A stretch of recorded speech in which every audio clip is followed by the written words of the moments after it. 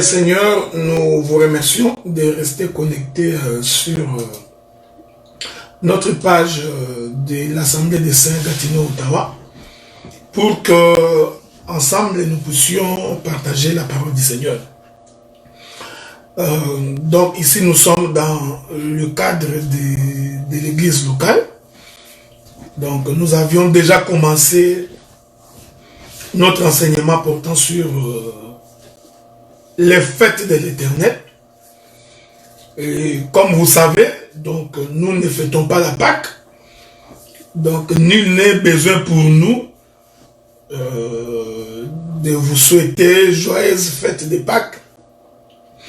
Parce que nous comprenons que ceux qui n'ont pas la connaissance de la parole, certainement ils pensent qu'aujourd'hui c'était le jour de la Pâque. Alors qu'en réalité, aujourd'hui, ce n'est pas le jour de la Pâque. Voilà pourquoi nous nous abstenons de vous souhaiter bonne fête de Pâques, parce que ceci n'est pas conforme à la pensée des Écritures. Voyez-vous, donc je crois que j'avais déjà expliqué ce que c'est la fête de Pâques. Les gens qui ont l'enseignement et qui ont la connaissance sont donc capables de comprendre que ce que le monde appelle fête de Pâques en réalité n'en est pas une. Mais nous continuons à expliquer le fête de l'Éternel. Et j'ai donc expliqué les 4 premières fêtes de l'Éternel. Et aujourd'hui, je suis toujours dans la fête des trompettes. Je vais essayer de voir si ça va être possible de pouvoir clôturer aujourd'hui la fête des trompettes. Si ça va être possible, sinon, nous pourrons continuer la fête des trompettes les dimanches prochains. Et comme vous savez, je suis en train de présenter la fête des trompettes à la fois dans sa portée pastorale, évangélique, et surtout, comme je suis un enseignant, je reste également dans sa portée doctorale.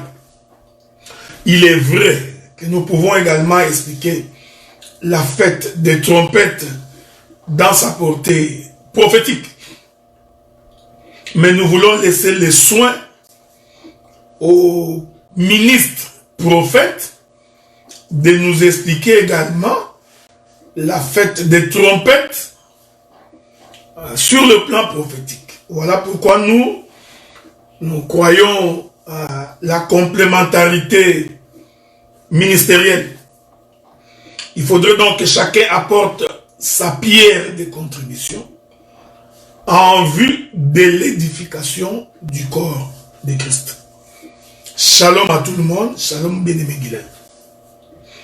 Donc, c'est pourquoi il est donc important que mon peuple ait la connaissance. Parce qu'il est écrit dans la Bible que mon peuple périt parce que il lui manque la connaissance. Je profiterai également pendant cette émission de pouvoir vous rassurer à propos de cette pandémie coronavirus qui est en train de menacer le monde. Je vais donc tenter également de vous rassurer à la lumière des Écritures pour que votre cœur ne soit pas troublé. La Bible dit, croyez en moi et croyez en Dieu, afin que votre cœur ne soit pas troublé.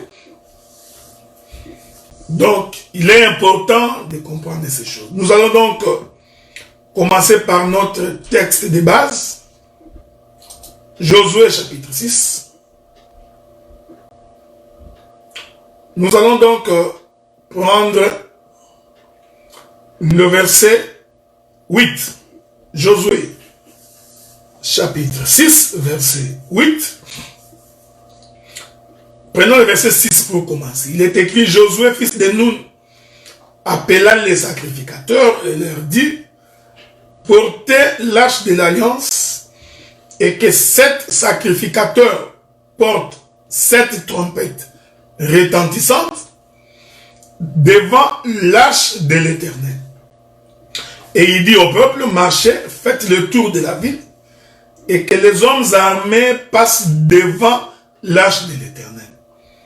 Lorsque Josué eut parlé au peuple, les 7 sacrificateurs qui portaient devant l'Éternel les 7 trompettes retentissantes se mirent en marche et sonnèrent des trompettes. Et l'arche de l'alliance de l'Éternel allait derrière eux. Nous pouvons continuer. Verset 14, Josué, chapitre 6, verset 14, il est écrit: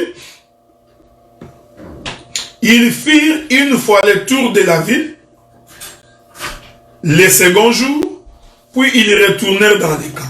Ils firent de même pendant 6 jours. Et le 7e jour, ils se levèrent de bon matin. Dès l'aurore, ils firent de la même manière 7 fois le tour de la ville. Ce fut le seul jour où ils firent 7 fois le tour de la ville. À le 7e jour, non, verset 16, la Bible dit: à la 7e fois, comme les sacrificateurs sonnaient des trompettes, Josué dit au peuple: poussez des cris, car l'Éternel vous a livré la vie. Avez-vous remarqué? Nous sommes ici dans la prise de la ville de Jéricho. Dans cette prise de la ville de Jéricho, l'Éternel Dieu demande au peuple de faire le tour de la ville 6 fois pendant 6 jours. J'ai expliqué que chaque jour, le tour qu'on faisait symbolisait les jours de la création. Donc, ils ont fait donc le tour 6 fois pendant 6 jours. C'était pour attester les différents jours de la création. C'est très important que vous reteniez cela. Parce que je vous avais donné l'écriture qui dit que le 7e jour, c'est un jour de repos. Donc nous comprenons que le premier 6 jours, c'était les jours où l'Éternel était en train de créer. Mais le 7e jour, le peuple doit entrer dans le repos. Est-ce que vous comprenez cela? Maintenant, l'Écriture dit, quand ils sont arrivés le 7e jour, avant la prise de la ville de Jéricho, ces jours-là, ils vont donc faire le tour de la ville 7 fois. Donc, quand ils font le tour de la ville 7 fois, nous comprenons qu'en d'autres termes, ils ont donc fait 49 fois. Parce que vous prenez 7 fois 7, cela nous ramène au chiffre 49. C'est très important. Parce qu'il y a une écriture. La Bible dit, je vais vous trouver cette écriture-là si le Seigneur nous le permet. Si le Seigneur nous le permet. La Bible dit ceci, que lorsque on voudrait proclamer le jubilé pour le peuple, quand il est question du jubilé, je suis dans le livre de Lévitique, dans son chapitre 25. Lévitique chapitre 25, l'Écriture dit, le verset 8, tu compteras 7 sabbats d'année, 7 fois 7 années, et les jours de ces 7 sabbats d'année feront 49. Est-ce que vous comprenez ça? Donc, je répète l'écriture. Tu compteras 7 sabbats. 7 sabbats d'année, 7 fois 7 années, et les jours de ces sabbats d'année feront 49 ans. Donc, chaque année, il y avait un jour de sabbat. Or, vous savez que le jour de sabbat, c'est le jour du repos. Car Dieu dit, tu travailleras 6 jours, et le 7e jour, tu te reposeras. Parce que le 7e jour est pour toi le jour du repos. Donc, chaque année, pendant 7 ans, il y avait un jour de repos. Est-ce que vous me suivez attentivement? Voilà pourquoi quand Israël fait le tour de la ville, il fait le tour de la ville premier jour, il se repose. C'était un sabbat. Est-ce que vous comprenez ça? Parce qu'ils ont fait le premier jour, un tour. Après le tour, ils sont allés se reposer.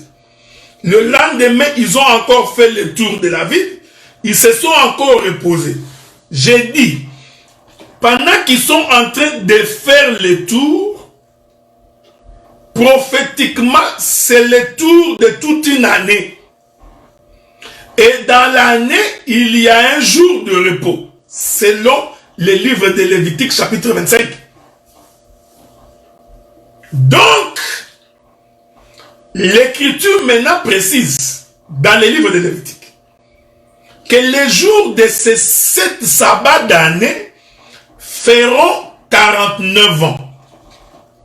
Donc, il y a ici le chiffre 49 dans Lévitique chapitre 25, le verset 8.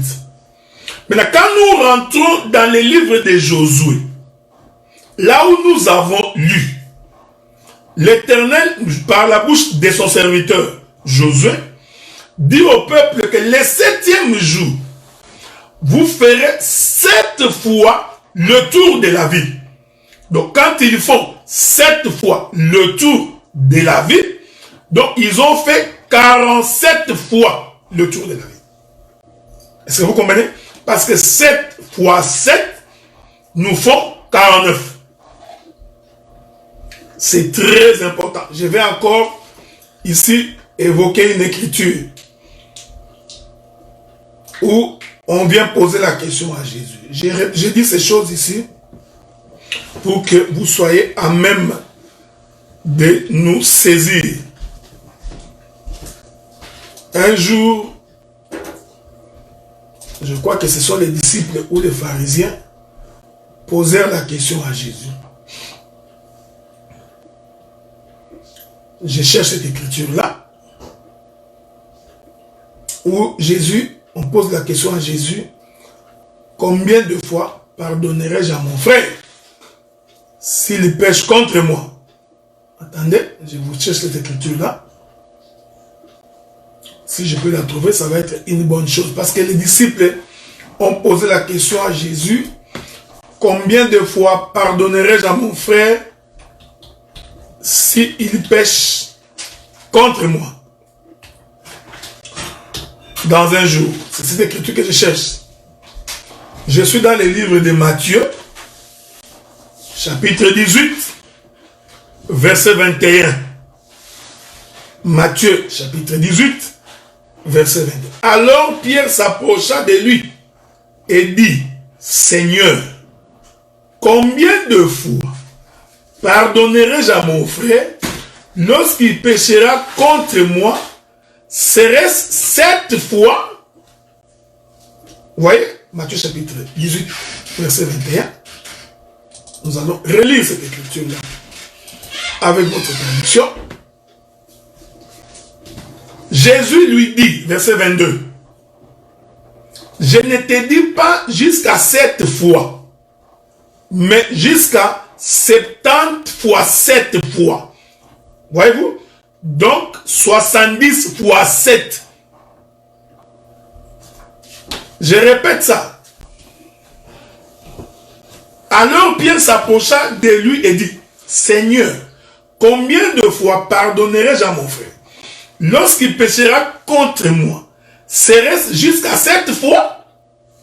Ce n'est pas pour rien que Pierre comprend que le pardon doit atteindre les chiffres 7. Je répète ça. Il dit, lui pardonnerai-je jusqu'à 7 fois?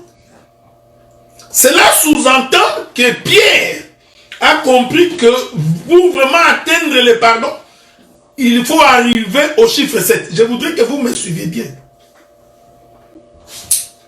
Parce que ici, j'apporte une nouvelle lecture de ce qu'on appelle pardon. Voyez-vous? Donc, dans la doctrine, tu peux demander pardon à ton frère. Parce qu'aujourd'hui, nous avons la difficulté. Les gens sont incapables de pardonner. Et certains aussi sont incapables de demander pardon.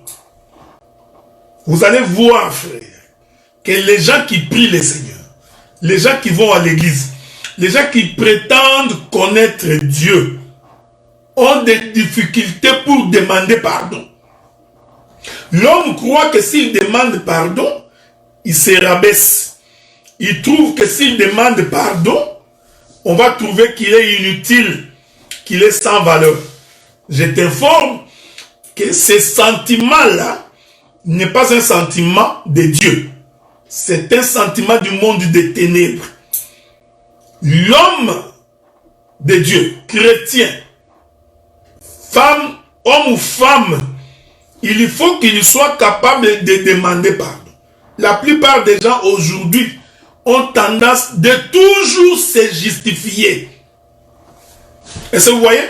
Donc, l'esprit adamique n'a pas quitté beaucoup de gens jusqu'aujourd'hui. Parce que Adam, après avoir mangé les fruits de l'arbre dont il était question de ne pas manger, Dieu lui pose la question, as-tu mangé les fruits de l'arbre dont je t'ai défendu? Voici, Adam, au lieu de reconnaître, il procède par une justification.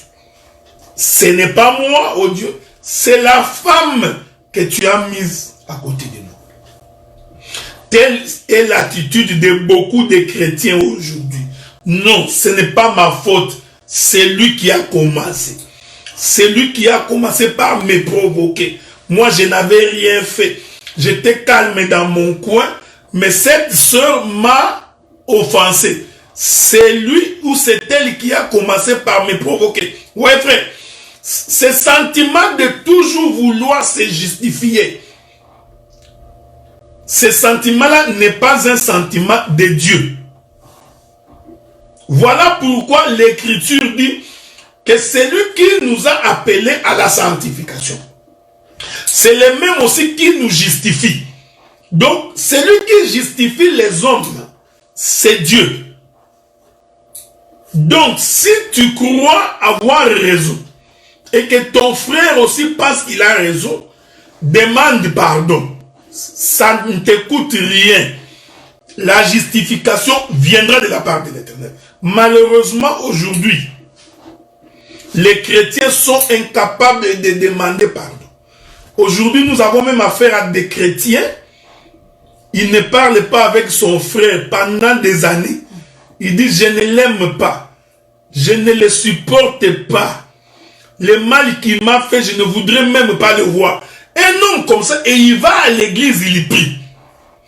Ta prière est une abomination. Est-ce que vous comprenez ce que nous disons? Donc, je t'exhorte, mon frère. Je t'exhorte, ma soeur. Même pour les gens qui t'ont offensé, je te donne un conseil. Arrange ta vie en demandant pardon. Ça ne te coûte rien. D'ailleurs, aujourd'hui, avec l'avancée technologique, tu peux ne fût-ce que même lui envoyer un email. même lui envoyer un texto pour demander pardon. Et puis frère, celui qui demande pardon ne cherche pas raison. Il ne faut pas demander le pardon du genre, bien-aimé, je t'appelle, tu m'as fait beaucoup du mal, j'ai souffert, mais ça ne fait rien, je te pardonne. Non. Toi, appelle et dis, mon frère, à propos de ce qui s'est passé, je te demande pardon. Et on ne demande pas pardon par des si. Si je t'ai fait du mal. Quand quelqu'un dit si, c'est qu'il ne croit pas qu'il a mal agi. Voyez-vous, frère? Donc, cette subtilité dans le mot t'éloigne de Dieu. Voilà pourquoi nous insistons pour dire le pardon devrait être l'élan des enfants de Dieu. Je t'informe aussi. Voilà pourquoi il y a beaucoup de tes bénédictions. Beaucoup de choses que Dieu t'a promis. Tu es incapable d'accéder à ces choses parce que ton cœur n'a pas encore pardonné ton frère. Ton cœur n'a pas encore pardonné ta soeur. Est-ce que vous comprenez? Il y a de ces gens qui sont liés par les liens de la malédiction, tout simplement parce qu'ils sont incapables de pardonner. Je t'exhorte d'abord parce que je vais expliquer que quelqu'un ne peut pas entrer au repos, qui est la fête des trompettes, sans qu'il y ait pardon préalablement. Voilà pourquoi un véritable enfant de Dieu, il doit être capable de pardonner même ceux qui l'ont offensé. Et ici, frère, quand je dis pardon, je ne parle pas de l'hypocrisie. C'est-à-dire que tu demandes pardon ou tu pardonnes la personne. Quand tu le vois prochainement, tu le salues. Avec un sentiment noble. Vous comprenez? Donc, ne fais pas un pardon d'hypocrite. Parce que nous avons des gens, il te dit qu'il t'a pardonné, mais il continue toujours à rappeler le mal que tu lui as fait. Ça, ce n'est pas un pardon. Est-ce que vous comprenez ce que nous disons? Celui qui pardonne, il faut qu'il oublie. C'est pourquoi j'ai toujours aimé une écriture du sage Salomon. Salomon dit ceci, hein? Je vais trouver ça. Attendez. C'est Salomon qui dit ça. Laissez-moi trouver cette écriture-là. Hein? Salomon qui dit, celui qui rappelle les souvenirs excite des querelles. Laissez-moi trouver cette écriture-là avec votre permission, ok? Je ne sais pas si je vais la trouver. Je sais qu'il doit se trouver dans les livres des psaumes quelque part. Souffrez. Donc, ou dans Ézéchiel. Je vais trouver l'écriture là, s'il vous plaît. Avec votre permission, ok? Ça va nous permettre de bien nous faire comprendre. C'est quelle écriture?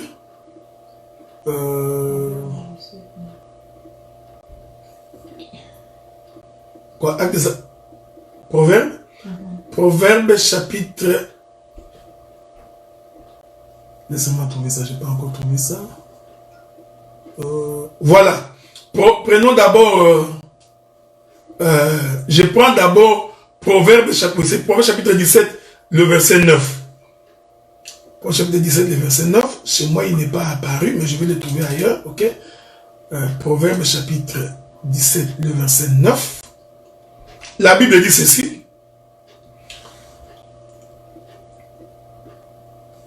Chez moi, c'est écrit, attendez, celui qui couvre une faute cherche l'amour. Et celui qui la rappelle dans ses discours divise les amis. Voilà. Ça, c'est l'espoir. Ah, bien aimé Roland, que le Seigneur te bénisse d'être au rendez-vous. Merci beaucoup. Donc, la version que j'ai, oui, la version lui, c'est bon, dit, celui qui couvre une faute cherche l'amour. Oui, frère. En d'autres termes, celui qui pardonne, il a l'amour. Mais celui qui rappelle dans ses discours divise les amis. Généralement, celui qui est en train de rappeler les souvenirs, c'est toujours celui qui cherche des conflits. C'est toujours, on m'a fait ceci. Tu vois, il y a 2 ans, il m'a fait ceci. Ce n'est pas une nature d'un enfant de Dieu. Est-ce que vous comprenez ce que nous disons? Donc, quand tu veux demander pardon, il faut vraiment que tu pardonnes.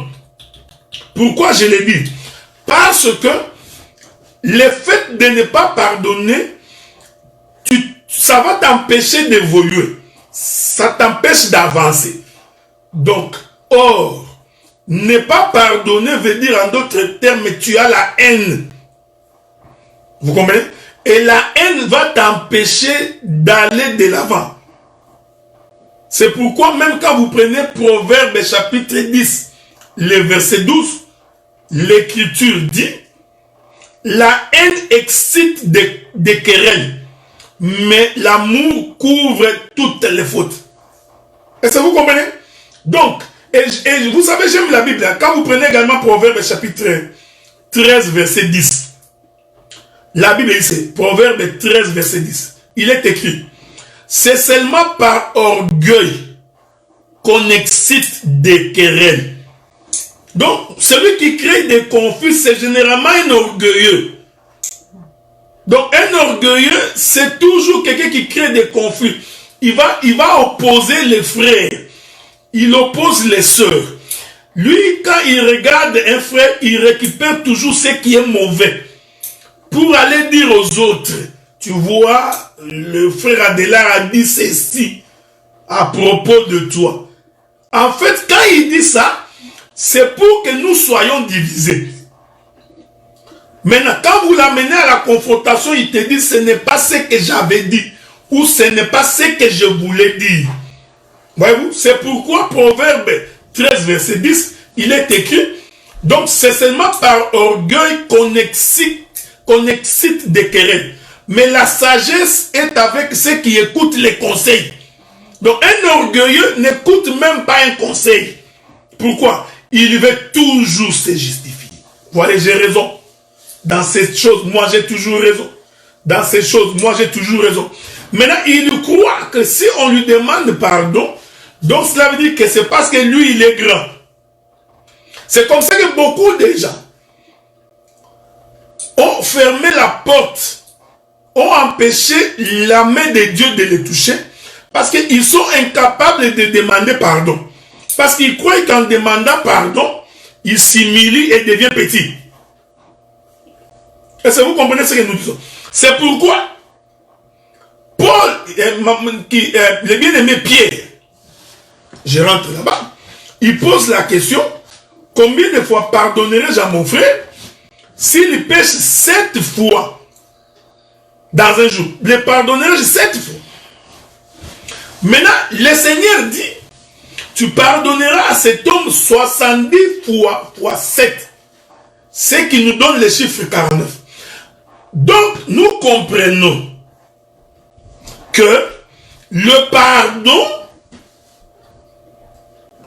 s'obtient dans le chiffre 49. Je répète ça très bien. Mais qu'est-ce que signifie le pardon? Le pardon est lié au péché. Parce que je vous avais dit que la fête des trompettes, c'est justement entrer dans le repos. Pour entrer dans le repos, il faut que tu sois déchargé de tes péchés. Est-ce que vous me suivez? Donc il faut que tu sois pardonné de tes péchés. Donc c'est en réalité le pardon de tes péchés qui permet à ce que tu rentres dans le repos. Et c'est pourquoi, quand nous sommes dans le livre de Josué, ils font le tour de la ville 7 fois 7, qui nous donne les chiffres 49. J'ai répété également dans les livres de Matthieu. Lorsque Pierre pose la question, l'Éternel dit 70 fois 7, ce qui nous donne les chiffres 40, 49. C'est à ce moment-là que le pardon est accordé. En d'autres termes, une fois que le pardon est accordé, tu peux ainsi entrer dans le repos. Rentrons dans le livre de Lévitique chapitre 25, là où nous étions. Lévitique 25, lisons cette écriture-là. Il est écrit ceci. tu compteras 7 sabbats d'année, 7 fois 7 années, et les jours de ces 7 sabbats d'année feront 49 ans. Les 10e jour du 7e mois, tu feras retentir les sons éclatants de la trompette. Suivez-moi bien. Le 10e jour du 7e mois, donc les derniers, vous avez fini vos 49 ans, ok? Maintenant, le 10e jour du 7e mois, tu feras retentir les sons éclatants de la trompette. Les jours des expiations, vous sonnerez de la trompette dans tout votre pays. Est-ce que vous comprenez? Je vous avais dit que dans le livre des Nombres, chapitre 10, nous avons la première trompette pour le rassemblement du peuple. Cette trompette se sonne sans éclat. Mais il y a une deuxième trompette. Ça, c'est Nombre chapitre 10, premier verset. Vous descendez. Il y a une deuxième trompette que vous sonnerez avec éclat. Lorsque vous sonnez cette trompette avec éclat, ça va annoncer le départ. C'est-à-dire, vous quittez l'endroit où vous êtes. Est-ce que vous me suivez? Maintenant, je rentre dans Lévitique, chapitre 25. Maintenant, regardez le verset 10. Il est écrit: vous sanctifierez la 50e année. Voilà. Donc, après 49, vous entrez dans la 50e année. Est-ce que vous comprenez ça? Donc, mais pour y entrer, regardez, le verset 9 nous dit: tu feras retentir les sons éclatants de la trompette. Ici, maintenant, vous comprenez que la trompette va être sonnée avec éclat. Donc, la première trompette, le rassemblement, c'est ce que j'appelle, moi, les tours de la ville. Pendant qu'ils sont en train de tourner la ville, en réalité, le peuple est en train de se rassembler. Or, le rassemblement, c'est ça même le pardon. Bon, je vais aller doucement pour que tu me saisisses. Le rassemblement veut dire pardon. Pourquoi? Parce que le rassemblement suppose que tu as quitté là où tu étais et tu es venu dans les camps. Or, quitter là où tu es, c'est ça justement abandonner le péché. Donc, le pardon signifie l'abandon du péché. Je répète ça pour que vous me saisissiez bien. Le sens véritable du pardon, selon Dieu, consiste par l'abandon du péché. Cela veut dire en d'autres termes, celui qui n'a pas abandonné le péché, en réalité, il n'est pas dans le pardon. Donc, Dieu ne l'a pas pardonné. Pour que nous soyons rassurés que Dieu t'a pardonné, il faut que nous voyons l'abandon du péché. Je vais prendre un exemple. J'étais un voleur. Il y a le son de la trompette sans éclat, qui est la parole. J'avais expliqué. Donc, je suis enseigné par la parole, qui est le son de la trompette sans éclat, sonné par les sacrificateurs. Et la parole me dit que voler c'est mauvais. Maintenant, cette parole-là qui dit que voler c'est mauvais, doit avoir la capacité et la puissance d'ôter en moi le vol. Parce que dans la parole, il y a la puissance. Est-ce que vous comprenez? Donc, c'est pourquoi les prédicateurs de l'évangile doivent être des hommes de prière, pour que chaque fois qu'ils se mettent debout pour annoncer la parole, qu'il y ait de la puissance dans cette parole. Sinon, ça devient un discours persuasif. C'est pourquoi nous avons aujourd'hui beaucoup de discoureurs, des gens qui parlent, qui expliquent. Mais vous remarquerez que malgré leur discours, le peuple reste inconverti. Le peuple n'abandonne pas les péchés. La manifestation du péché est toujours criante au milieu du peuple. Pourquoi? Parce que la parole annoncée manque la puissance. Vous comprenez? Donc, ça devient un discours de philosophe. Mais si la parole, dans son intérieur, renferme la puissance de Dieu. Cette puissance-là, quand tu écoutes la parole, doit avoir la capacité d'ôter le péché en toi. C'est ça le pardon. Le pardon veut dire Dieu t'a délivré du péché. Voilà, j'aime ça. Voilà pourquoi, si quelqu'un persiste dans un péché pendant plusieurs années, il doit comprendre qu'à propos de ces péchés-là, Dieu ne lui a pas encore accordé le pardon. Donc, il faut qu'il se batte pour que Dieu lui donne la capacité d'abandonner. Parce que, écoutez bien aimé, abandonner le péché, c'est un don, c'est une capacité que Dieu accorde à un homme. Et c'est ce que nous appelons le pardon. J'insiste sur ça parce que les gens pensent que le pardon c'est le français. Tu tabasses ta femme, ce qui est une mauvaise chose. La femme se plaint, pourquoi tu l'as tabassée? Tu dis à la femme, je te demande pardon. Ok? La femme dit, ok, je te pardonne. Si demain, tu viens encore frapper ta femme, en réalité, tu n'as pas été pardonné par Dieu. Est-ce que vous voyez ce que nous disons? Donc, le sens véritable du pardon selon Dieu, c'est de te donner la capacité de ne plus revenir dans ce que tu avais fait. C'est pourquoi j'insiste, pour que vous compreniez que le pardon suppose la délivrance. Donc, il ne peut pas y avoir pardon sans délivrance. Il ne peut pas y avoir délivrance sans pardon. Donc, ces deux notions sont liées.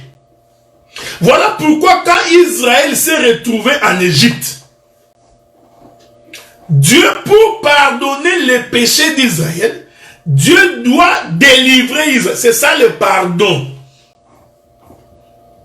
Est-ce que vous comprenez ça? Donc, le Seigneur dit, tu pardonneras à ton frère 70 fois 7 fois, qui fait 49. Ici, il faut suivre attentivement. Il y a tout un mystère sur la mort du Seigneur. Parce que tu ne vas pas t'asseoir là pour commencer à compter le nombre de fois que tu pardonnes à ton frère. Tu prends un papier, tu écris une fois, deux fois. Si ça dépasse 50 fois, donc ne pardonne plus. Parce que l'Écriture dit que 49 fois 7. Donc 7 fois 7, 70 fois 7, ça fait 49. Bon, à supposer qu'il pêche contre toi 62 fois. C'est fini, il n'y a plus de pardon. Vous comprenez que là, tu as compris mal les Écritures. Tu n'as pas compris l'essence des Écritures. Parce que tu peux dire, Dieu, tu avais dit 49 fois. Donc 70 fois 7. Ces frères ici, là, péché contre moi plus de 60, plus de 90 fois.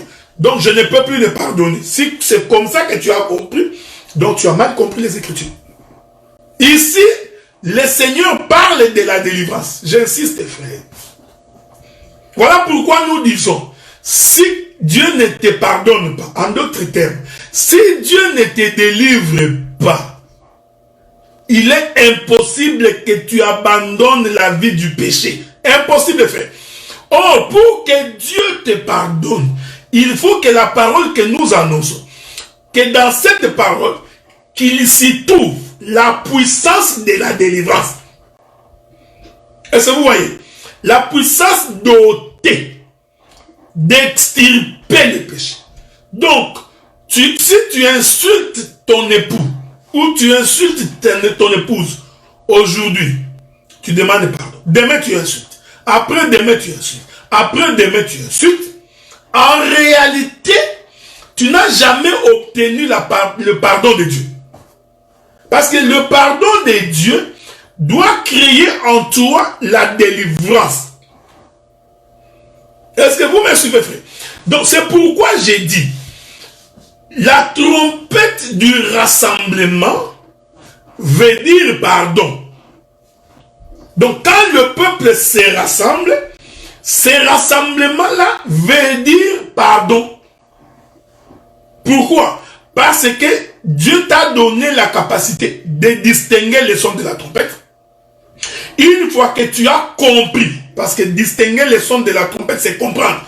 Une fois que tu as compris, tu vas donc quitter les lieux de ta demeure.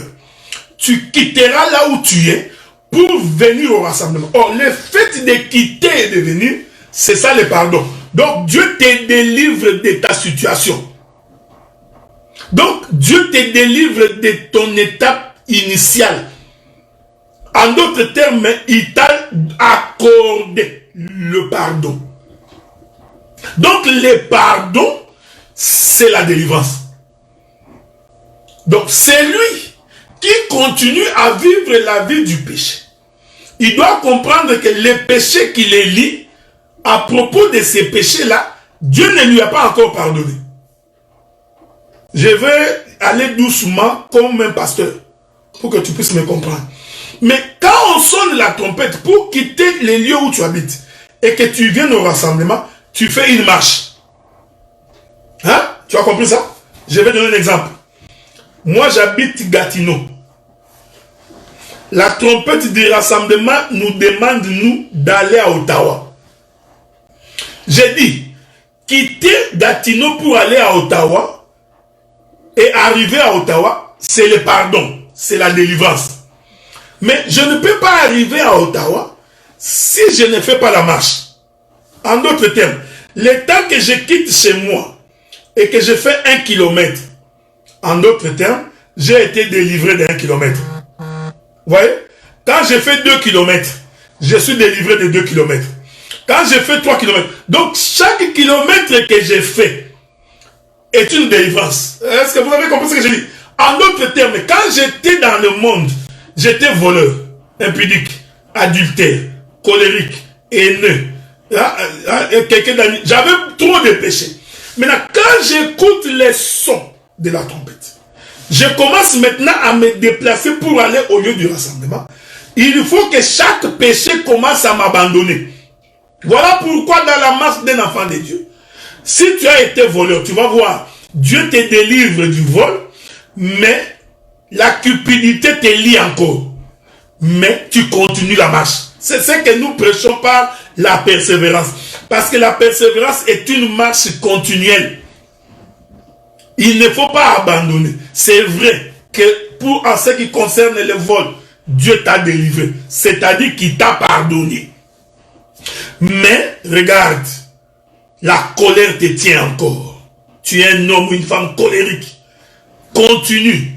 Tu feras encore 1 kilomètre. Dieu te délivrera de la colère. Jusqu'à ce que tu arriveras au lieu du rassemblement. Quand tu vas arriver au lieu du rassemblement, tu seras un homme sans péché. Donc, tous les péchés te sont pardonnés. Ici, frère, je suis en train d'expliquer comment on entre dans le repos. Donc, pour entrer dans le repos, on doit faire une marche. Or, la marche que nous faisons, c'est un nettoyage. Donc, à chaque pas que nous faisons avec le Seigneur, Dieu nous pardonne. Dieu nous purifie. Dieu nous sanctifie. Est-ce que vous comprenez? Maintenant, quand la Bible dit, Père, sanctifie-les par ta parole. Il ne faut pas croire que la parole est un détergent. Que c'est comme un savon que tu es en train de frotter dans le corps pour que tu sois sanctifié. Non, non, non. C'est-à-dire que chaque fois que tu écoutes la parole, comme la parole a la puissance de la délivrance, et que la parole a la puissance du pardon, donc cette parole doit ôter en toi un péché pour que nous avancions. Si hier, nous t'avions enseigné que le vol est mauvais, Dieu, dans sa parole, avec la puissance de la parole, il va donc ôter le vol en toi. Mais tu es encore ignorant que l'animosité aussi est mauvaise. Maintenant, quand demain, nous allons encore te prêcher que l'animosité est mauvaise, dans la prédication, il y a encore une puissance. Cette puissance va ôter l'animosité à toi. Nous allons continuer la marche. Est-ce que vous comprenez, frère? Donc, la sanctification est un processus jusqu'à ce que nous atteignions la stature parfaite de Christ. Donc, c'est une marche. Voilà pourquoi nous disons, celui qui a quitté l'Égypte, quand il commence la marche avec l'Éternel, il ne peut plus rentrer. Il est impossible de faire. Parce que si Dieu t'a délivré du vol, tu ne peux plus rentrer. Ici, je parle vraiment dans la perfection des Écritures. Vous comprenez? Si nous te voyons rentrer dans le vol, nous comprenons que tu n'as pas été délivré.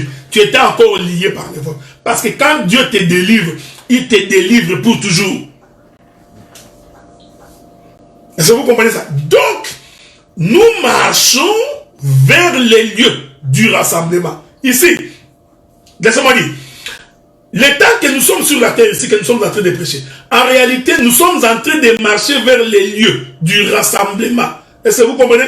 Nous marchons vers... Parce que quand nous allons nous retrouver tous à ces lieux-là, je t'informe que la trompette avec éclat va sonner. Et quand la trompette avec éclat sonnera, alors nous quitterons la terre. C'est ça le départ. Est-ce que vous comprenez? Donc, mais pour quitter la terre, il faut d'abord commencer par quitter les lieux de ta demeure. Or, les lieux de ta demeure ici, c'est l'état du péché. Il faut que tu fasses une marche. C'est pourquoi Éphésiens dit ceci. Nous allons rentrer dans Lévitique bientôt. Prenons le livre des Éphésiens, chapitre 4. Éphésiens, chapitre 4. Écoutez ce qui est écrit. La Bible dit ceci. Je commence par le verset 10. Nous lisons. C'est lui qui est descendu. C'est le même qui est monté au-dessus de tous les cieux, afin de remplir toutes choses.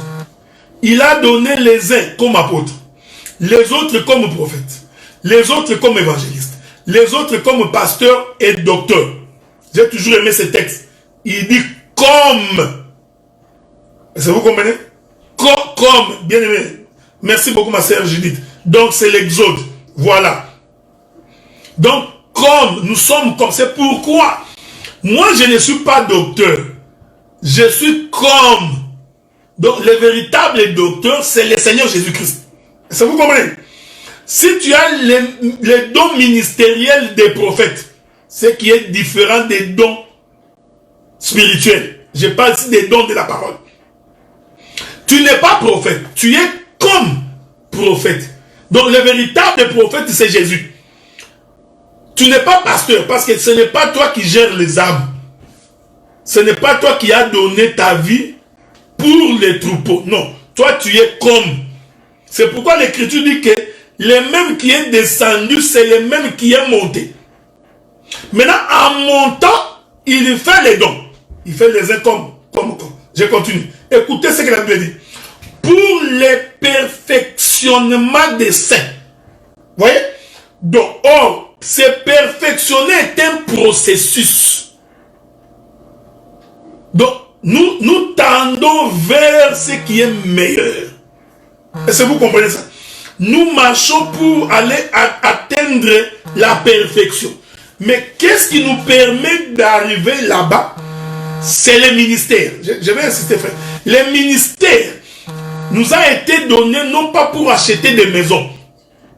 Le ministère ne nous a pas été donné pour acheter des voitures. Parce qu'aujourd'hui, vous allez voir, avec coronavirus, tous les projets de maisons sont en stand-by. Donc si coronavirus fait 5 ans, tu vas vieillir. Certains mourront, certainement. Ils ne vont même plus acheter la maison. Est-ce que vous comprenez? Donc, tous les projets sont arrêtés. Donc, les ministères de la parole sont donnés pour le perfectionnement des saints. Ici, le perfectionnement des saints veut dire l'homme abandonne la vie du péché. Est-ce que vous comprenez ça, frère? L'homme abandonne la vie du péché. L'homme abandonne la vie du péché. C'est écrit. En vue de l'œuvre du ministère et de l'édification. Voilà. Du corps de Christ. Édification, ça vient du mot édifier. Or, édifier, c'est construire. C'est-à-dire étape, comme on dit en anglais, step by step. Donc, étape par étape. Donc, le ministère, c'est préparer les hommes pour qu'ils deviennent meilleurs. Étape par étape, morceau par morceau, pierre par pierre. Écoutez ce que l'Écriture, jusqu'à ce que nous soyons tous parvenus. Voilà. Donc, nous sommes en train de marcher vers. C'est ça notre souci. Les soucis que nous avons, ce n'est pas de rejeter quelqu'un. Si tu as tendance à rejeter, il faut revoir tes sentiments. Surtout si tu es ministre de la parole. Est-ce que vous comprenez? Parce que c'est le ministère qui conduit le peuple. Et le ministère doit conduire le peuple à la perfection. Donc avec un regard miséricordieux et compatissant pour aider chacun de nous à arriver au lieu du rassemblement. Est-ce que vous comprenez ce que nous disons? C'est pourquoi l'Écriture dit, toi tu n'es pas Jésus, oh non, nous avons le ministère de chasser les gens. Non, toi tu n'es pas Jésus. Un ministre ne chasse pas les gens, non. Le ministre aide les gens. Vous voyez? Pour que nous arrivions à bon port. C'est pourquoi le Seigneur Jésus-Christ avait dit, Père, je n'ai perdu personne.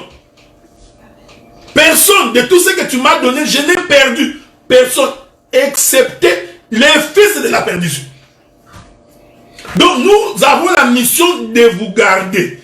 Voilà pourquoi un ministre de Dieu doit être un homme patient. Là à la colère. Qui ne soit pas prompt à parler tout le temps. Ça veut dire qu'il y a un petit problème, tu fais sortir des paroles, tu ne vas pas aider. Donc il faut que tu sois quelqu'un d'aussi sage pour comprendre que tu ne peux pas réagir à tout bout de champ.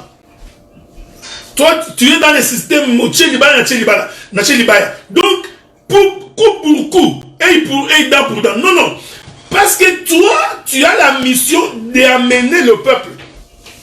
Oh, cette marche que tu fais avec le peuple, c'est ça la trompette sans éclat. Est-ce que vous comprenez? Donc, il rassemble le peuple. L'Écriture dit, en vue de l'œuvre et du corps de Christ, jusqu'à ce que nous soyons tous parvenus à l'unité de la foi et de la connaissance du Fils de Dieu, à l'état d'homme fait. Vous comprenez? Donc, le ministère, c'est pour créer un homme. J'ai toujours dit ça, vous n'avez jamais compris.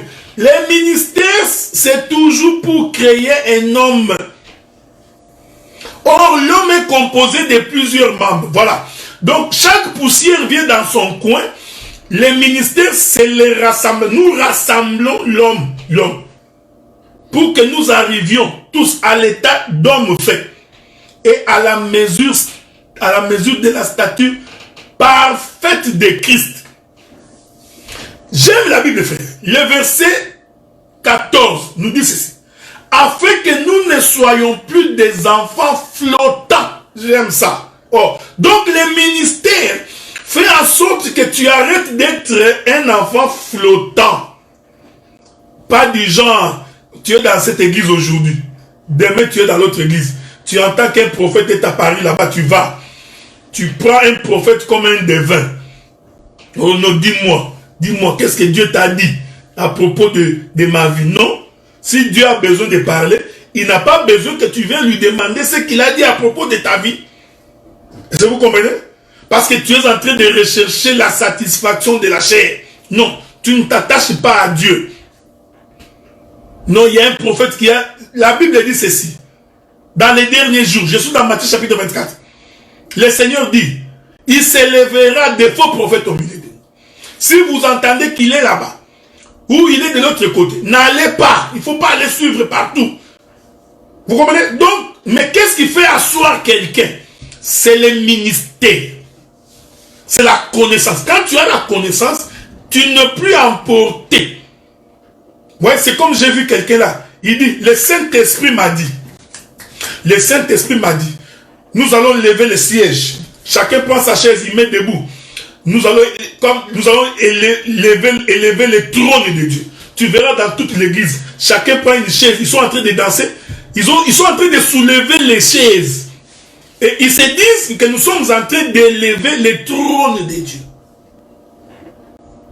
Qu'est-ce qu'il leur fait comme ça? Manque de connaissance. Donc, ce sont des enfants flottants. Parce qu'ils sont en train de croire que le trône de Dieu est une chaise.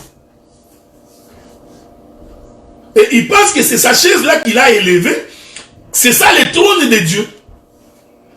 Et il dit qu'il est poussé par le Saint-Esprit. Non, non, non, frère, je vous avais dit la fois passée. Le Saint-Esprit ne peut pas dire une chose qui est contraire aux Écritures. La Bible dit que Dieu a tout mis par écrit pour notre instruction. Donc, le Saint-Esprit ne peut pas te révéler une chose qui n'est pas dans les Écritures. Qui n'est pas dans les Écritures. Non, non. Le Saint-Esprit me pousse, me dit, sortez dehors, allez manger de l'herbe. Parce que la Bible dit qu'au commencement, Adam ne mangeait que de l'herbe. Dieu avait donné à Adam de l'herbe. Maintenant, vous allez voir toute l'église, tout le monde sort dehors. Il commence à manger de l'herbe. Tu vois? Qu'est-ce qui fait ça? Manque de ministère. Parce que si le ministère était dans cette assemblée, le ministère leur aurait dit que ce que Dieu appelle la sémence, Dieu dit que la sémence, c'est sa parole. Je suis dans le livre de Matthieu. Ta parole est une sémence. Donc, la sémence que Dieu avait dit à Adam de manger dans les jardins, ce n'était pas l'herbe physique. C'était l'image de la parole. Donc, aujourd'hui, nous mangeons la parole. Mais, comme les ministères... Vous voyez, frère? Donc, en fait, ces gens ne viennent pas au rassemblement. Donc, pour venir... Parce que sans rassemblement, frère, tu ne peux pas partir à l'enlèvement. Est-ce que vous comprenez ça? Donc, les gens posent des actes qui ne sont pas bibliques. Oh, mon frère, tu es malade. Oui, oui, tu es malade. Ok, je vais appliquer sur toi l'huile d'onction. L'homme va dans un store, il achète l'huile d'olive. Il récupère une soeur, il commence à oindre la soeur. Oui, il prend l'huile, il déverse sur la tête de quelqu'un. Il dit que c'est l'huile d'onction. Le Saint-Esprit l'a convaincu. Non, frère, il se pose un problème. Le Saint-Esprit ne peut pas dire, ne peut pas te pousser à faire des choses qui sont contraires aux Écritures. Est-ce que vous comprenez ça, frère? Parce que quand vous lisez la Bible, vous verrez que l'huile d'onction, on en parlera plus tard. L'huile d'onction est une composition de 5 plantes. C'est très important. Pourquoi l'huile d'onction est composée de 5 plantes? Donc, ce sont les plantes qui composent l'huile d'onction. Or, la plante est une sémence. Pourquoi 5 plantes? Mes frères, l'écriture est claire. Les gens ne comprennent pas.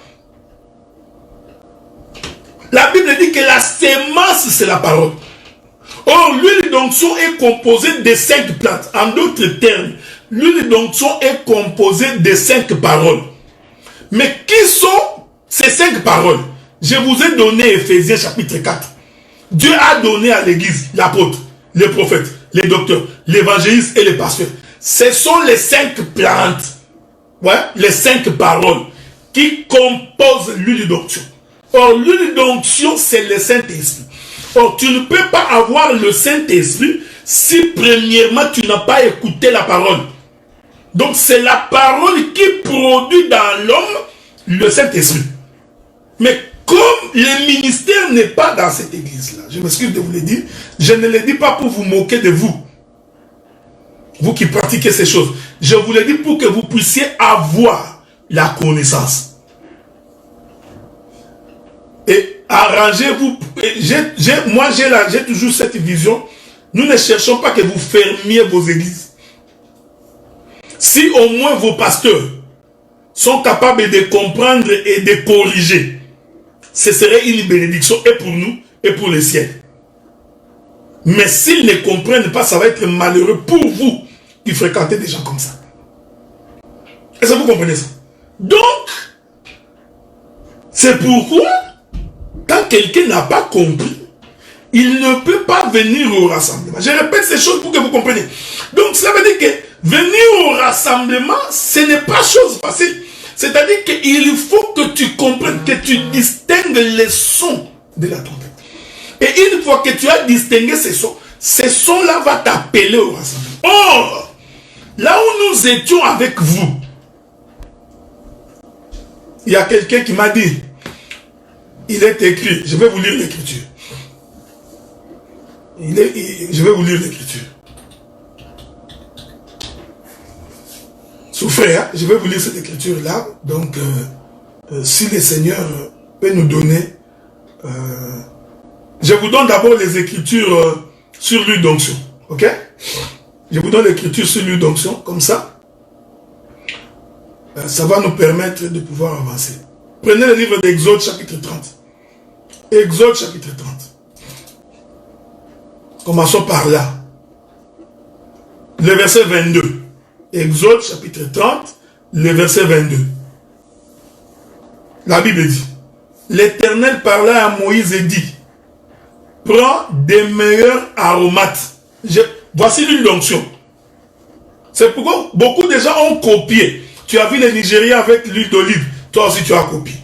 Tu as vu les Sud-Africains avec l'huile d'olive, tu as copié. Oh non, il y a un pasteur puissant, il a touché les gens sont tombés avec l'huile. Toi tu copies. Tomber, c'est ce que cela ne t'effraie point. C'est pourquoi l'apôtre Paul insiste que pour que vous arrêtiez de devenir des enfants flottants. Quand Paul dit ça, il sait qu'il y a des choses qui peuvent t'apporter. Maintenant, il te donne les éléments de la doctrine pour que tu ne sois pas attiré. Écoutez, prends des meilleurs aromates, 500 cycles de myrrhe. Premier élément. Je vais écrire ça pour vous, pour que vous compreniez. Nous avons premièrement, je suis dans Exode chapitre 30, verset 22. Prends des meilleurs aromates. 500 cycles de myrrhe. Myrrhe. Ok? Qui coule d'elle-même. La moitié de 250 cycles de cinnamon. Cinnamon. Aromatique. 200 cycles de roseau aromatique. Verset 24.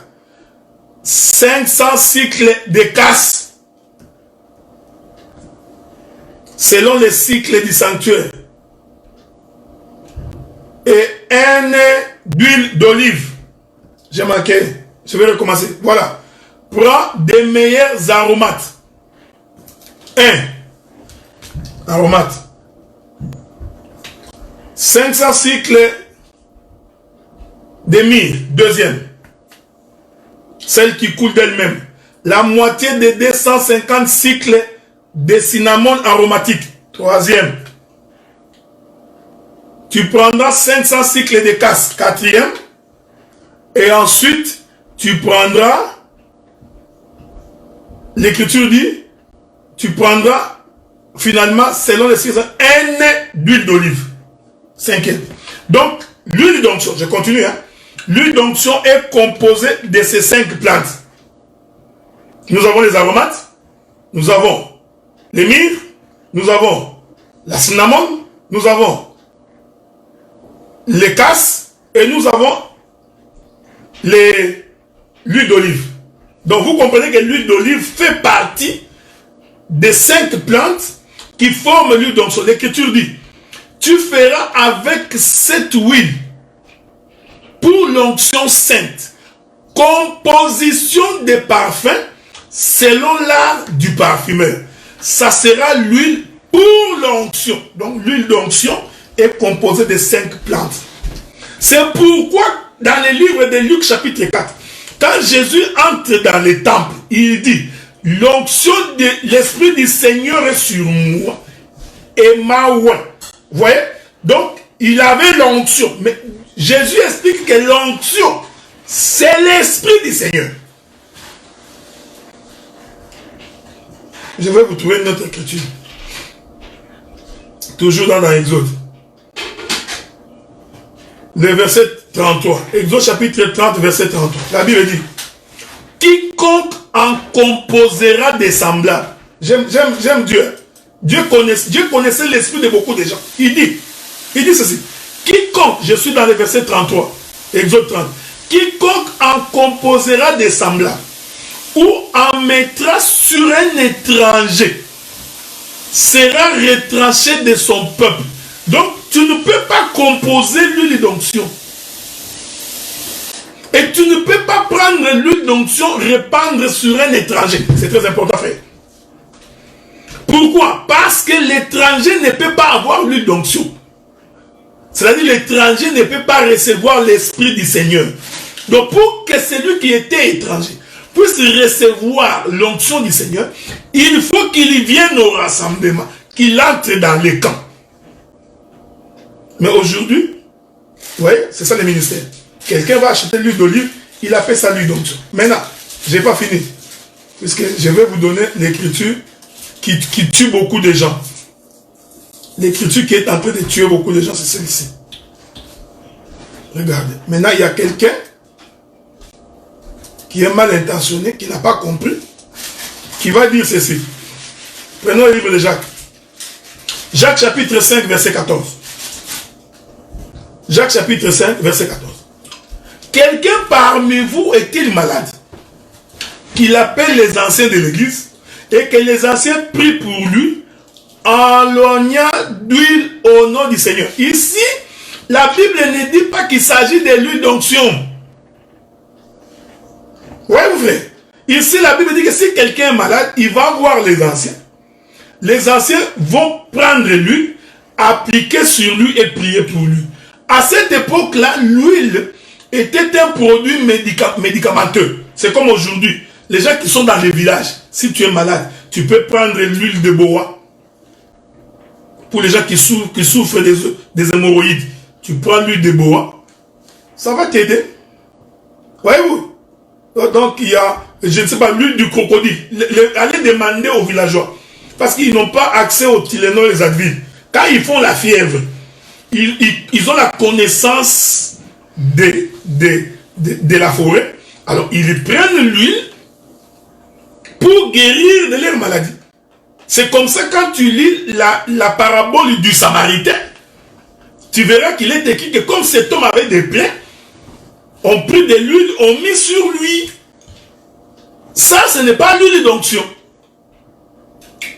Donc aujourd'hui, quelqu'un ne peut pas aller prendre l'huile, il dit c'est l'huile d'onction, maintenant je vais répandre ça sur toi, il répand sur la veste de quelqu'un, il touche les femmes d'autrui, les enfants d'autrui. D'abord c'est sale, frère, c'est très sale. Qu'est-ce qui fait ça? C'est la trompette qui est mal sonnée.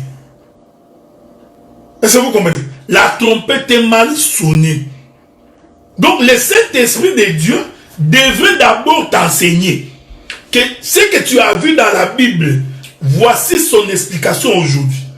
C'est ça, c'est pourquoi je vous ai dit que le Saint-Esprit c'est un enseignant. Il te convaincra. Il prendra tout ce qui est à moi et il va vous le dire.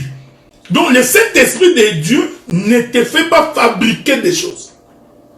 Bien aimé, cours. De la manière dont tu es en train de courir, là la maladie est en train de partir. Non. La Bible dit que vous imposerez les mains aux malades, les malades seront guéris. La Bible ne t'a pas dit de courir. Vous créez des spectacles.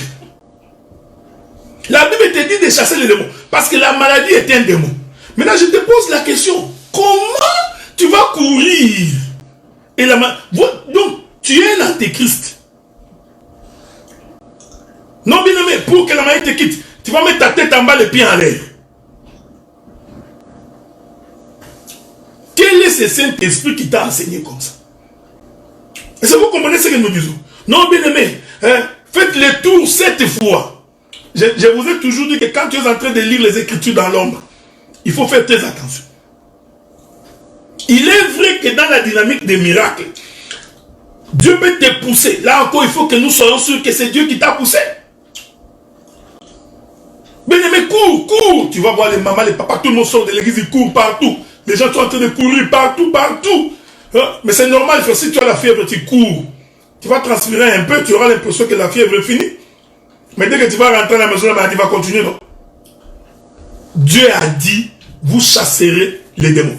Vous imposerez les mains aux malades, les malades seront guéris. C'est ce que l'Écriture dit. Donc, respecter le Saint-Esprit ne peut pas te dire des choses qui ne sont pas de la Bible. Est-ce que vous comprenez ce que nous disons? Donc, les gens sont en train de faire des choses aujourd'hui. Et c'est ce qui nous empêche de venir au rassemblement. Parce que le son de la trompette est confus. Et comme le son de la trompette est confus, Voilà pourquoi le peuple traîne pour venir au rassemblement. Il ne sait pas est-ce qu'il faut aller à gauche ou il faut aller à droite. Pourquoi? Parce que le ministère doit nous amener jusqu'à ce que nous parvenions, jusqu'à ce que nous atteignions la stature parfaite de Christ. C'est ça le ministère. Mais les gens sont en train de faire aujourd'hui des choses qui n'ont aucun rapport avec les choses de Dieu. Oh non, non, bien aimé, va acheter de l'huile dans un magasin, on va prier, tu vas commencer à appliquer ça le matin, à midi et le soir. Mais tu es en face d'un féticheur qui est en train de t'envoûter. Est-ce que vous comprenez? Non, prends ce petit morceau de bois. Même les gens qui prennent la Bible avant de dormir, non, prends ta Bible, mets sur ta tête. Quand tu dormiras, les démons vont fuir. Mais vous avez ramassé ça où? Mais c'est du fétichisme. Parce que toi, tu crois que ta Bible, tes papiers d'imprimerie, tu crois que c'est ça la parole de Dieu, vraiment. Mais allez poser la question aux imprimeurs. Ils te diront qu'il y a des papiers qu'ils ont ratés, ils ont jeté à la poubelle. Est-ce que vous comprenez ça? Donc, les gens adorent les spectacles, ils adorent les sensationnels. Non, frère. Quand on a la puissance de Dieu, il suffit de déclarer. Comme il y a la puissance dans la parole, Dieu va accomplir sa volonté par la parole. Mais cette parole doit être conforme aux Écritures. Est-ce que vous comprenez? La parole doit être conforme aux Écritures. Maintenant, vous trouvez la Bible. Sautez, sautez, sautez, sautez, sautez, sautez. Sautez, sautez, sautez, sautez, sautez. Tout le monde est en train de sauter. Vous sautez pourquoi? Vous sautez pourquoi? Bien aimé, vous allez prendre tout un morceau de bois. Quand tu es en train de casser les morceaux de bois, quand le morceau de bois est en train de crier, de la même manière, tu es délivré. Oh, oh, oh, oh, oh, oh, oh, oh, oh. Un morceau de bois, tu as cassé, tu es délivré. Alors que la Bible est claire, que c'est la parole de l'Éternel qui délivre. Je vous avais dit, frère, vous savez, les gens n'ont jamais compris les Écritures. Donc, délivrer ici, hein, la parole délivre, ce n'est pas que, bien aimé, sors. Non.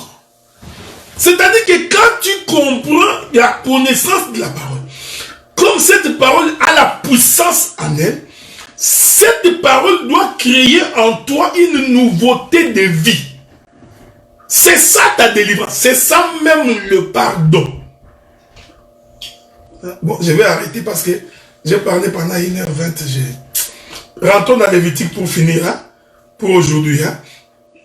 Rentrons dans Lévitique 25. On va continuer demain. Et pardon, dimanche prochain. Lévitique, rentrons là-bas, dans 25. Là où j'étais avec vous. Lévitique 25. J'ai lu le verset 10. Il est écrit: vous sanctifierez la 50e année. Vous publierez la liberté dans le pays. Est-ce que vous savez, frère? Après, hein, vous vous souvenez de ce que je vous avais dit? Je répète ça. J'ai lu d'abord le verset 8 pour vous rappeler la fête des trompettes. Tu compteras 7 sabbats d'année. 7 fois 7 années. Le jour de ces 7 sabbats d'année feront 49. 49, c'est 7 fois 7. Quand ils ont voulu prendre Jéricho, le 7e jour, ils font le tour de la ville 7 fois. Vous comprenez? Qui font 49. 7 fois 7. Maintenant, l'écriture dit, verset 10. Et, je prends d'abord le verset 9. Le 10e jour du 7e mois, tu feras retentir les sons éclatants. Tu vois, les sons éclatants. Maintenant ici, on crie. Je reviendrai dimanche prochain pour expliquer l'enlèvement. Parce que l'enlèvement se procédera par un cri. Je vais revenir. C'est ça les sons éclatants. Ce n'est pas que tu prends une trompette comme ça, tu sonnes. Wow! Non, non, non, non, non. Bien-aimé dans le Seigneur, la Bible dit que pour entrer dans Jéricho, ils ont poussé un cri. Mais bien aimé, maintenant, pousse un cri. tu vois toute l'église. Ah! Oh, oh, oh, oh, oh, oh, oh, oh. Oh, oh, oh, oh. Non, il est écrit dans la Bible, hein, pousser des cris vers l'éternel. Oui, oui, oui. Quelqu'un, pendant sa prière, peut pousser les cris. Lui-même, il peut crier pour l'éternel parce qu'il est touché. Mais quand le prédicateur nous demande de pousser un cri, en se référant dans la prise de Jéricho pour dire quand tu pousseras les cris, tu vas être délivré, nous comprenons qu'il n'a pas compris ce que signifie pousser les cris pour Jéricho. Vous voyez, le son est confus. C'est pourquoi l'église est devenue un lieu de théâtre. On a affaire à des acteurs qui font les pièces de théâtre dans les églises, qui font des comédies dans l'église, qui ont le sentimentalisme et le corps. Il n'y a rien d'esprit là-dedans. Ils ont crié, ah! L'homme qui a crié demain, il est encore dans le péché. Il crie demain, il est encore dans... Frère, est-ce que vous vous moquez de qui? Vous commencez à lui faire cette année prière de délivrance. L'année prochaine, crie encore. L'année d'après, crie encore. Après, il va crier toute sa vie. Mais finalement, qui manque qui? Frère, quand Dieu délivre, c'est une fois. Si tu es délivré de quelque chose, tu es délivré de ça. S'il y a autre chose, tu peux être délivré de cette autre chose. Non, nous revenons dans les mêmes sujets. Même sujet de délivrance, nuit et jour. Non, frère, non. Bien-aimé, cette année 2020, tu seras béni. L'année 2020, il finit. Rien. Nous arrivons à la fin de l'année. Encore. Bien-aimé, nous entrons dans 2021. 2021 encore. Tu sais, nous entrons dans 2020. Nous sortons. Pareil. Donc, en réalité, c'est toi qui es en train de mentir. Vraiment, tu es en train de mentir le peuple. Parce que tu n'as pas compris ce que c'est la bénédiction. L'Écriture dit, les 10e jour du 7e mois, tu feras retentir le son éclatant de la trompette. Les jours des expiations. Je vous ai dit qu'après la fête des trompettes, je parlerai sur la fête des expiations. Vous sonnerez de la trompette dans tout votre pays. Vous sanctifierez la 50e année. Donc la 50e année, c'est une année sainte. Vous voyez, c'est le chiffre 50. Donc, après 49, nous sommes automatiquement dans la 50e année. Nous sommes dans le chiffre 50. Est-ce que vous voyez ça fait? Maintenant, Dieu donne la définition du cinquantenaire. Il dit, oh non, l'église protestante du Congo est en train de fêter la cinquantenaire. Oh non, l'église des saints de Katakokombe est en train de fêter la cinquantenaire. Non, non, non, non, non, non, non. L'Éternel donne la définition de ce qui va arriver. Qu'est-ce qui arrive après le pardon du péché? Parce que je vous ai dit que le chiffre 49, c'est le pardon. Le pardon, c'est la délivrance. Dieu donne la définition. C'est écrit dans la Bible, frère. Pourquoi vous voulez créer des choses alors que c'est écrit? Il dit quoi? Vous publierez la liberté. Voilà.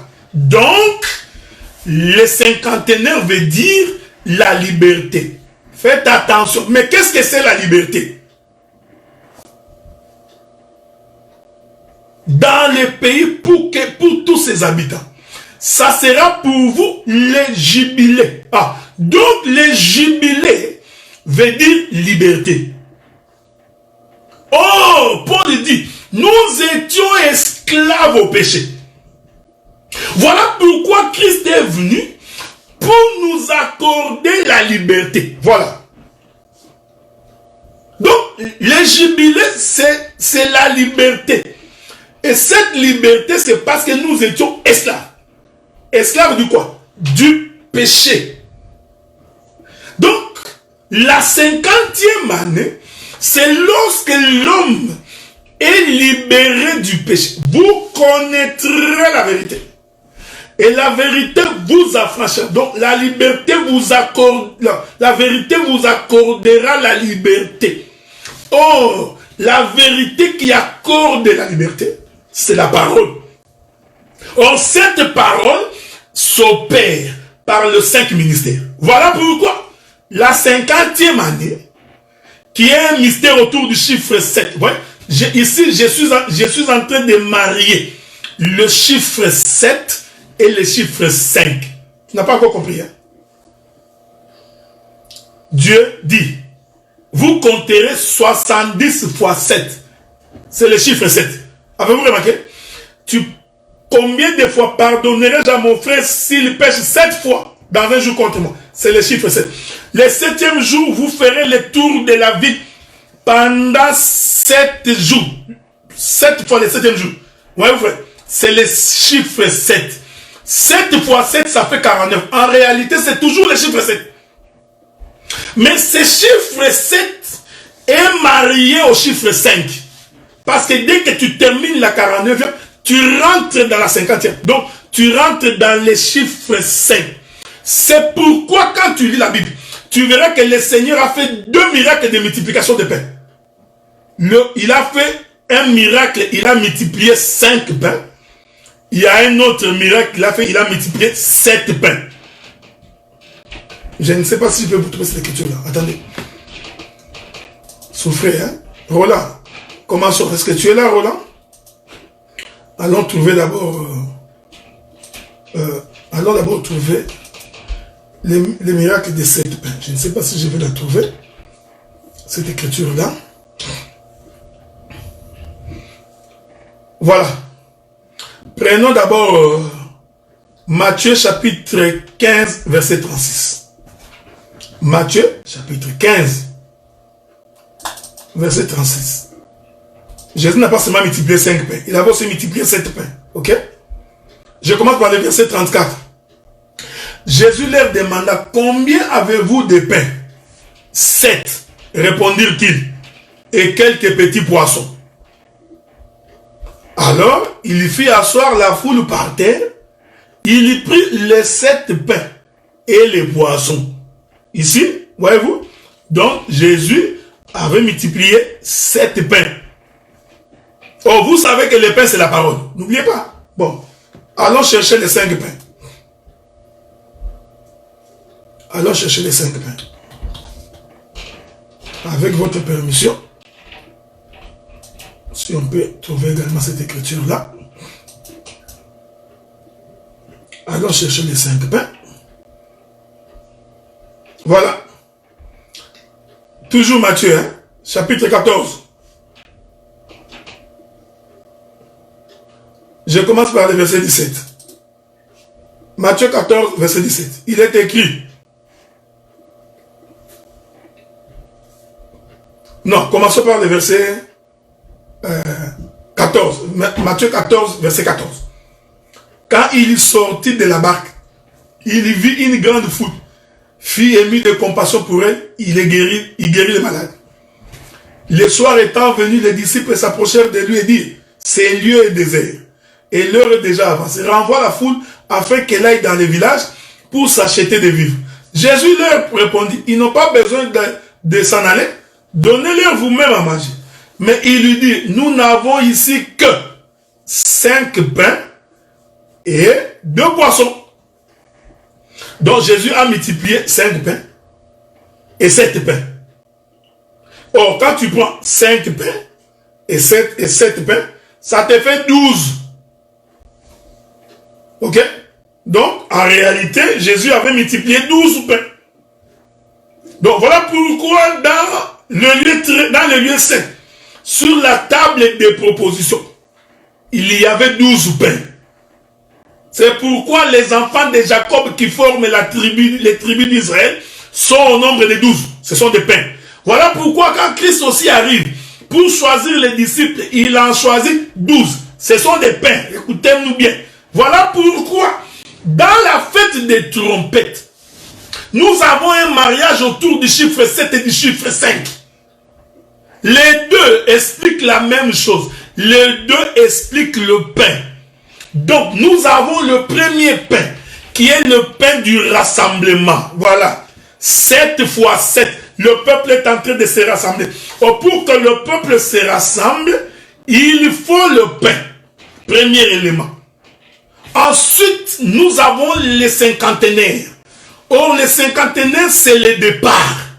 Voyez-vous, c'est la liberté. Quitter. Or, les cinquantenaires aussi ne peut s'obtenir que par le son de la trompette éclatante. Or, la trompette éclatante, c'est la parole. Voilà, c'est encore le pain. Bien aimé dans l'évangile.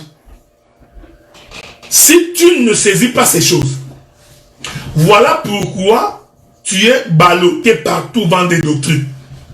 Voilà pourquoi, dès que tu vois un petit miracle là-bas, non, on est en train de faire sortir les crapauds, les grenouilles dans le corps des gens. Tu cours. Pourquoi? Parce que la connaissance de la parole t'échappe. Dieu a dit, vous chasserez les démons. Mais tu vois quelqu'un, il fait sortir les grenouilles dans les corps des gens. Mais toi, tu crois. Alors que nous n'avons aucune base dans les Écritures. Est-ce que vous comprenez ce que nous? Donc les gens font des choses qui ne sont pas bibliques, frère. Donc j'ai suivi quelqu'un, il prend de l'eau, il se lave les pieds et il fait descendre de l'eau sur les corps des fidèles. Mais frère, mais c'est certainement que mon peuple périt parce qu'il lui manque la connaissance. L'autre va écarter ses jambes, il demande à tout le monde de passer entre ses jambes. Donc, c'est ce que j'ai dit. Et les gens comme ça, tu entendras quelqu'un qui dit c'est un homme de Dieu. Qui connaît Dieu. Non, il ne peut pas être un homme de Dieu parce qu'il ignore quel est le Saint-Esprit qu'il a reçu qui ne lui a pas donné la capacité de comprendre les Écritures. Vous savez, je vais finir par là. Je me souviens que la sœur Michel m'a toujours dit, quand tu dis tu as fini par là, tu finis jamais. Je m'excuse. Ça c'est moi, c'est toujours comme ça, mais je vais quand même finir par là. Bien-aimé dans le Seigneur. Ce qui tue beaucoup de gens, c'est parce qu'ils ne se remettent pas en question.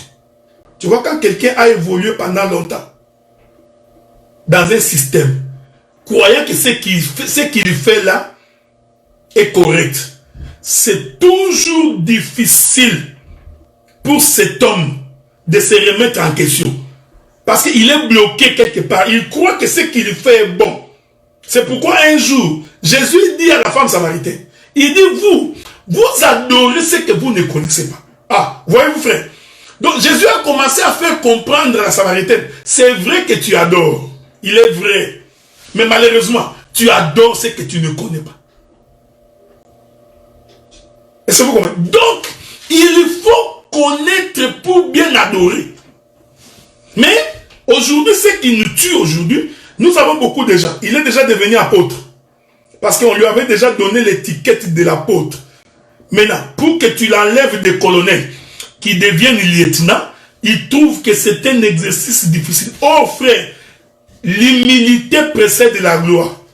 Si tu veux d'abord connaître les choses de Dieu, il faut que tu commences d'abord, quand on te dit des choses, que tu constates que les Écritures sont claires, il faut d'abord enlever cette connaissance.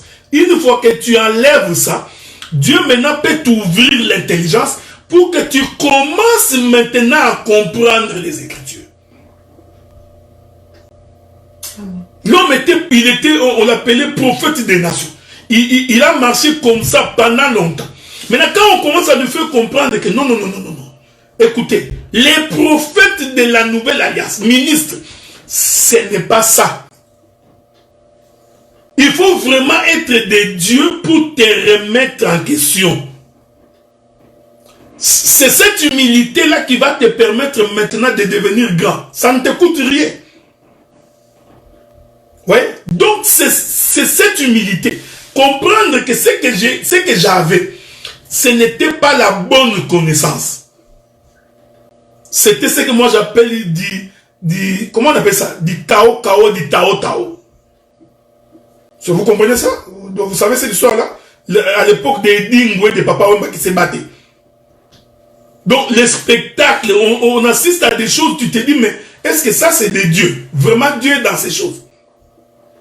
Et l'homme, quand tu lui poses la question, mais est-ce que tu as des fondements scripturaires de ce que tu fais? Il te répond que c'est l'esprit. Les choses de l'esprit, tu ne peux pas comprendre. Non, non, non, frère. Les choses de l'esprit sont compréhensibles par la parole. Tu ne peux pas créer l'esprit de ta manière. Donc l'esprit du Seigneur, c'est un esprit respectueux. Respectueux des Écritures. Je vous l'ai dit, pour que le peuple commence à arrêter, surtout les gens qui ont la charge des églises, essayez de vivre humblement, simplement. Fouillez les péchés, sanctifiez-vous, soyez des hommes de prière, dans l'humilité et dans la simplicité. Je t'informe que Dieu va te faire grâce. Mais si tu refuses de t'humilier, la Bible dit que l'Éternel Dieu résiste aux orgueilleux. Un orgueilleux, c'est-à-dire qu'on lui fait comprendre que ça, ce n'est pas bon. Il comprend pas. Donc, on conclut. Je suis même plus tenté de dire que j'ai conclu. Prenons le verset et finissons par là. Il est écrit, vous sanctifierez la 50e année, vous publierez la liberté dans les pays, pour tous ses habitants. Ça sera pour vous les jubilés. Les jubilés, c'est la liberté. Les jubilés, ce n'est pas récupérer les maisons. Oh, récupérer les femmes, récupérer les... Non. Les jubilés, donc, c'est la liberté. L'Éternel Dieu définit ce que c'est la liberté. L'Esprit du Seigneur est sur moi et m'a oint pour proclamer la délivrance aux captifs. Nous étions tous captifs au péché. Le Seigneur est venu pour nous proclamer la liberté. Or, celui qui proclame la liberté, c'est un sacrificateur avec une trompette. Il doit d'abord lui-même avoir 50 ans. Minimum. Parce que c'est la 50e année. Lui-même doit avoir 50 ans. C'est pourquoi les Juifs ont dit à Jésus, tu n'as pas encore 50 ans. Et tu dis que tu as vu notre père Abraham. Ce sera pour vous les jubilés. Chacun de vous retournera dans sa propriété. Et chacun de vous retournera dans sa ville. Attention, attention. La propriété ici, c'est Éden. Donc, le bien-aimé Adam, en péchant, Dieu l'a mis dehors de sa propriété. Dieu l'a mis en dehors du jardin. C'est pourquoi il a chassé Adam. Donc, Adam est devenu esclave du péché. Le problème d'Adam, c'est qu'il doit rentrer dans sa propriété. Mais il ne peut pas rentrer si celui qui sonne la trompette ne va pas sonner la trompette pour lui. Que le Dieu du ciel, créateur des choses visibles et invisibles, celui qui nous donne le souffle de vie, puisse te bénir et conduire tes pas. Nous nous fixons rendez-vous les dimanches prochains pour ceux qui nous suivent à partir de l'Assemblée des Saints de Gatineau, Ottawa, et le samedi pour ceux qui me suivent sur ma page Facebook.